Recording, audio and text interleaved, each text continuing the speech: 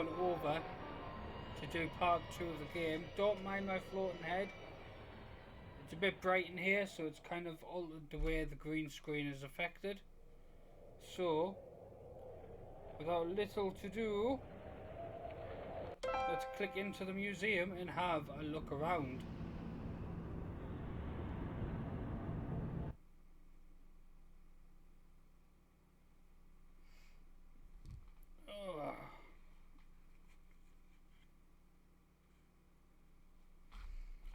Welcome to the Museum of the Orphaned Concepts of the Guided Tour of Ideas at Irrational Games, discarded or reworked heavily during the making of the original Bioshock. So, right, now we're going to walk through here. There's no fighting or anything in this. It's literally a museum of all the things they made during this game. So, there's no background music or nothing. So we'll start on the left hand side. There we go. Exhibit Forest Concept Art. This is where the forest is, where we've just been in the last one, how they originally brought the concept into play. Irrational's artist tried to envision how the underwater city would actually function in this early conceptual work of Rapture. One idea imagined is a thick forest for the purpose of oxygen exchange. Seen here with an observation catwalk running around the edge, the concept of using trees for oxygen exchange made it into the final game in Arcadia level. So the concept did make it in, with obviously some tweaks. So we'll move over. Here we go, these are some concepts. What's that called? It's called the Bioshock Gatherer. Okay, here we go. It may be hard to imagine that this creature, whose job was to reclaim Adam from corpses around Rapture, was the earliest iteration of the idea behind the Little Sisters. Since the gatherers generated absolutely no sympathy from players, the team experimented with the concept for featuring a number of animals, including the infamous dog in a wheelchair and later grotesque miniature humanoid. Finally, a concept sketch of the deformed child inspired the eureka moment responsible for the Little Sisters. My floating head is having a fit now. So let me just quickly change that because it's very distracting.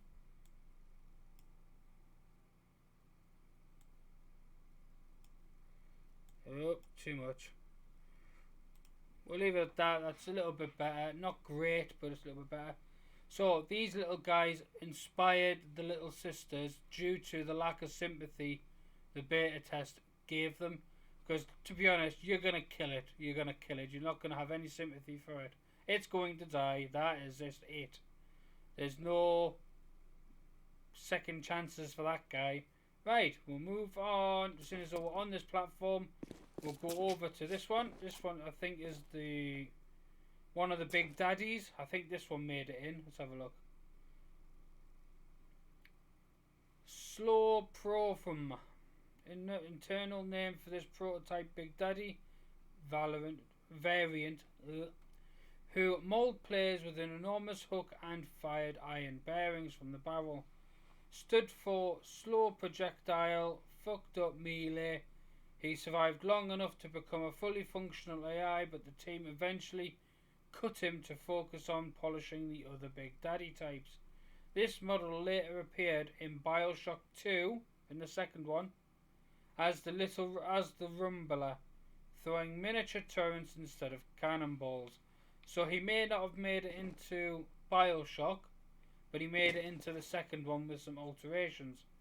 Right, this one looks like a boxer. This one kind of looks like an original Big Daddy, but judging by the arm pieces, it's not. Here we go. The Early Bouncer is what it's called. The original model for the bouncer type of Big Daddy featured a flat-headed drill at the end of each arm, and the Big Daddies were envisioned as the builders of Rapture, with weapons modified from tools that they would have used in its constructions. When the gatherers were reimagined as the Little Sisters, one of the bouncer's drills was changed to a glove and hand so the two characters could interact with each other. So they altered it so they could pick the Little Sisters up, basically. And obviously here's the original sketches that they've put in. Now we'll go downstairs. We'll go onto the left. Right, we all know this guy never made it in. Although he is one scary looking motherfucker.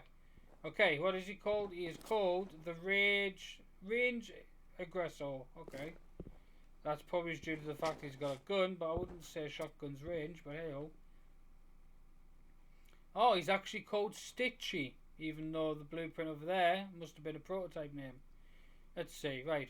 The first splicer that Irrational created for Bioshock, Stitchy was used in many early concept demos and was fully functional in game with kinematics. Anyways, his hit reactions and voiceover. It took us long to realise he wasn't a good model, says the lead artist Sean Robinson. This is probably the worst abortion that Irrational has ever made. So they really hated this character. This character was really flushed down the fucking toilet. There's no getting away from that. Oh, there's photos here. Here we go.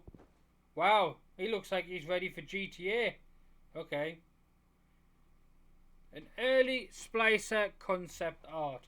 These are some of the first concept sketches to show Bioshock's enemies moving in a more human-like direction. I'll just have a drink. Artists coupled with the approach that the idea of the atom deformed the body in a way that related to its intended function. For instance, a giant grotesque arm on a melee enemy. As I've played this game before, I know for a fact this has not made it into the game, so this was just a concept that they thought of that they did not bring in. But it kind of looks like something that something that Resident Evil could adopt, I would have thought.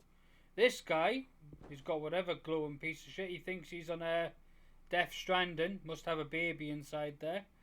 Hey, what's this guy called? Another early splice concept art. These are some of the first concept sketches to show Bioshock's enemies moving in a more human-like direction. Artists coupled the approach with the idea that Adam deformed the body in a way that related to the intended function. Well, that is coming up with the same shit. Why is it coming up with the same one? Right. That was supposed to say something different. I'm pretty sure it's glitched. So that is to be continued on that one. This guy, who's got shit attached to his ball sack. Let's have a look at his sketches. Okay. Good. Got a good look in there. Okay, let's read about him. Right, Pre-Yam Hand. Wow, what an awful name. Must have been drinking when they made this guy. Before solidifying the fiction around Adam, Irrational experimented with the idea of being an external injected substance. Here you can see us playing around with the Adam being mechanically injected, said lead artist Sean Robertson. So this splicer got vials of it on his belt. The model was created but never made into the game in any form. Well, it was probably too complicated mechanically for it to walk around with. I can't imagine that running around because it's literally got pipes running underneath its leg. And I would assume that trying to mechanically move them would be quite difficult. So we'll go over to this next one. This one's obviously with the constantly injected as well. Early splicer, moving for the computer in a slow process. While early concepts saw the melee enemies grew monstrous arms, the team had trouble conveying how someone who had spliced to become a marksman would appear. but that's what they thought up.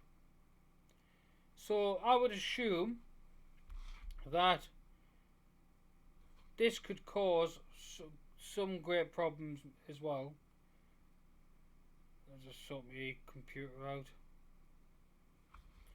So he was called the Rifleman. I've not seen him in the game, personal opinion, so he obviously didn't make it in. And here's another Big Daddy concept from the looks of it, old-fashioned-y. Let's see. Early Big Daddy concept art.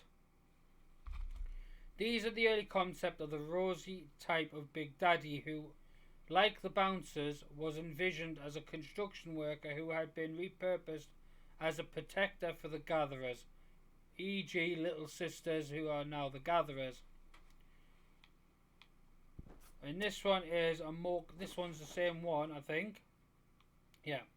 So here's the coloured version. As you can see, there is great detail in there. The artist has really outdone himself. Right, and here we go. Wow, okay. This one looks like the guy off Scooby-Doo, but we'll read about him anyways. Let's see here. The Big Daddies, originally called Protectors, were envisioned as the dive-suited construction workers retasked with the defense of Adam gatherers. I should have really put that together. They used the construction tools or improvised weapons to look like they had been found in the sea floor. From left to right are the early concepts for melee, range and slow projectile protectors. So, he must be a melee. He must be, oh no, that must be medium range to long range. There's the Scooby-Doo one. But still, why is my phone not working?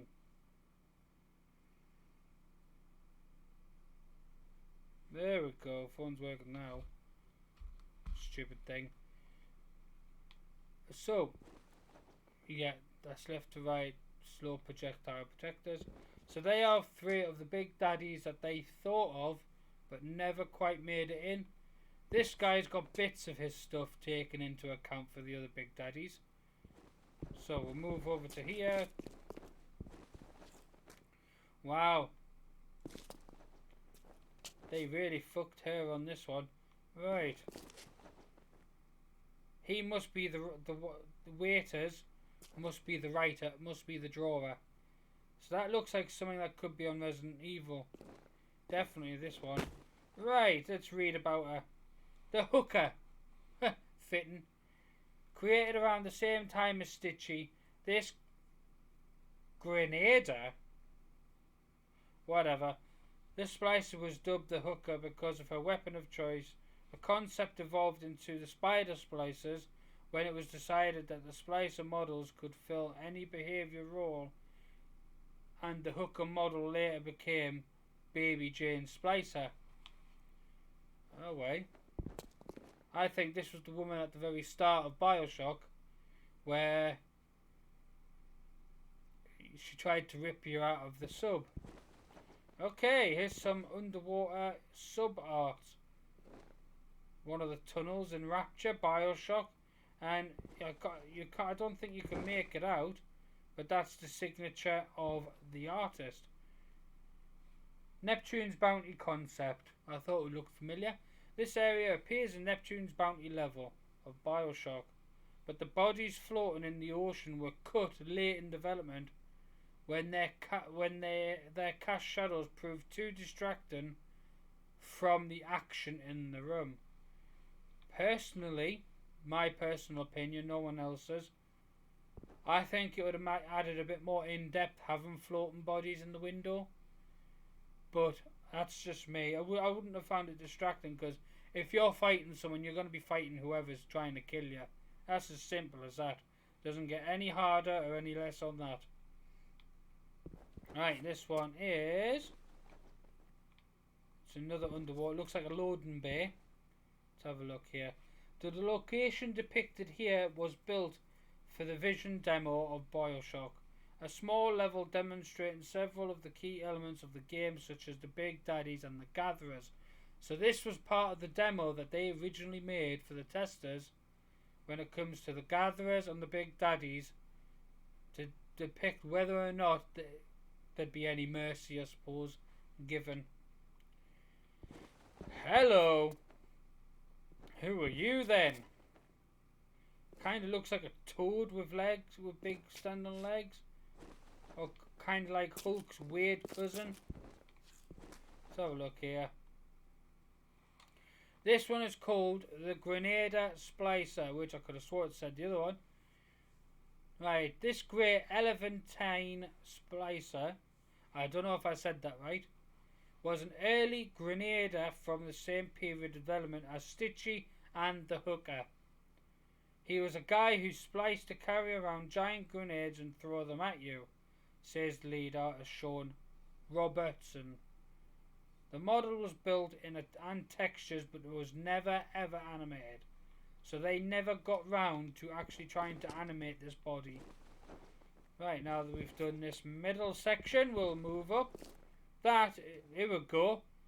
Not as much as cut concept as an Easter egg for observant museum visitors. These sea creatures can be seen swimming past the player's view during the bathysphere ride down in Rapture in Bioshock's opening sequence. So the whale that you see swimming around as you enter Bioshock at the very start, that is its body from it. Right, this one is the theatre. Okay. The Fleet Hall concept art. Well, theatre to me. This early concept for Sander Cohen's Fleet Hall was created after level building had begun.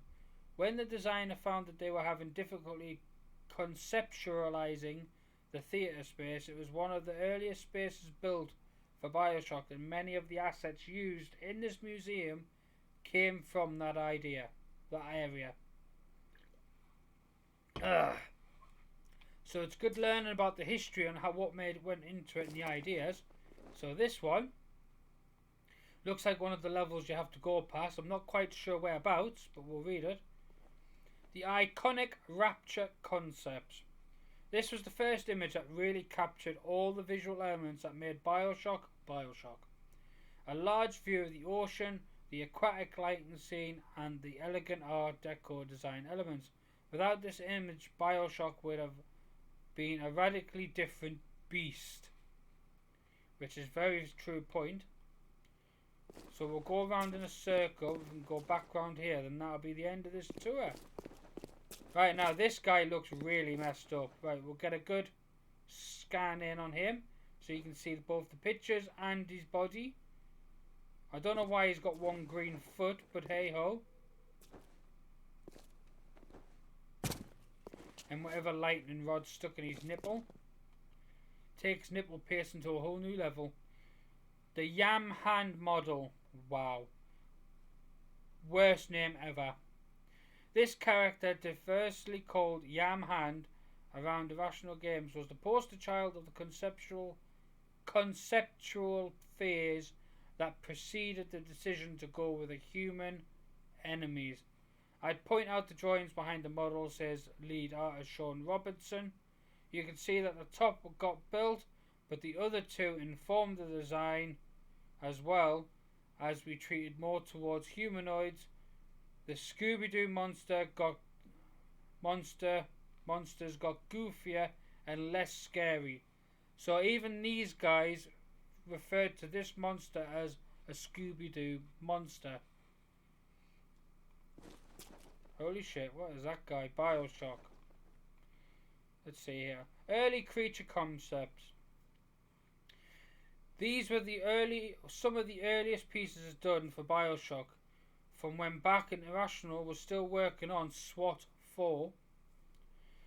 The only concrete idea at that point was an undersea city and a biological experimentation. So early concepts focused on those themes. So this was the very first beast ever created for Bioshock. that never got made in because it was just an idea. And this beast with the eyes less and stuff is probably the same, so the writing will be the same. Yes. So there is no name for that for these two beasts unless it's up here. Oh no, the iconic Rapture painting that tried to portray the most important elements of Rapture at once. These images would help define the ruined underwater Art Deco aesthetic that the team was attempting to capture. So, that there is something that they tried to capture themselves and tried to portray to the game. And I think it worked pretty well because I'm pretty sure that section is in the game somewhere. But as we play the game, you'll notice things like that as we go through it. Right, who the hell is this? Oh, here we go, yeah. This will have the same as the other two. Oh, no, it doesn't. This was an early Big Daddy. So, we'll see slime from the slug, yeah. Blood on the inside of the glass porch, yeah, because he's been stabbed. Tarnished brass. So, what's he down as? What's his boggle?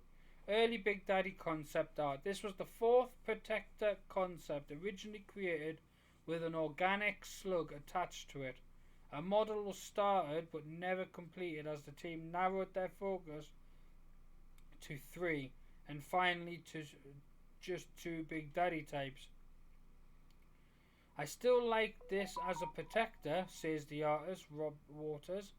We started modelling and I really pushed to get it in, even as just a static model on the floor, but it never made it in.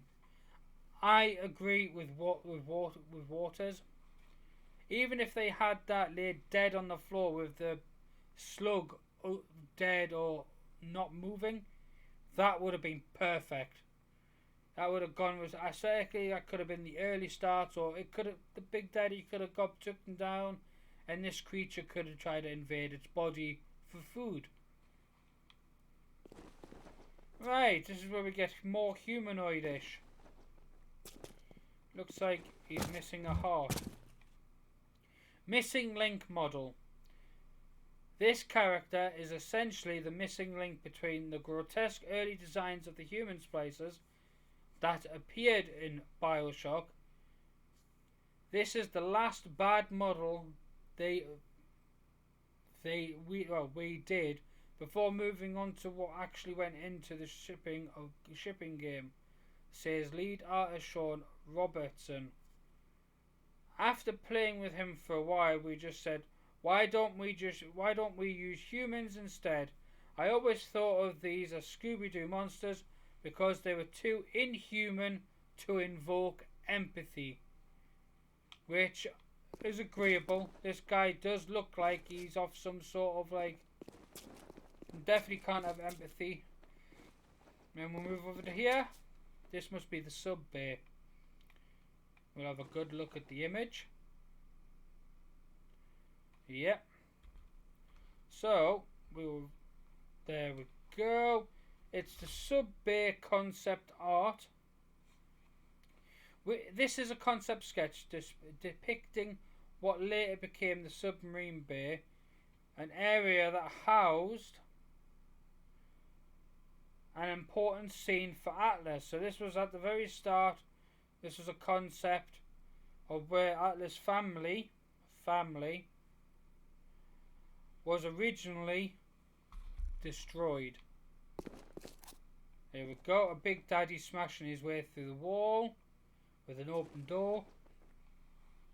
This is an early concept depicting, I don't know if I said that right, a Big Daddy bursting through the wall, which inspired the audio log in the Big Daddy training grounds area about the rogue Big Daddy. The player then encountered him at the end of the level. And as you can see, hey itchy phone. And as you can see, that is all the concepts of the Bioshock Museum from this game that made it in and didn't make it in. So we'll go on to the actual gameplay.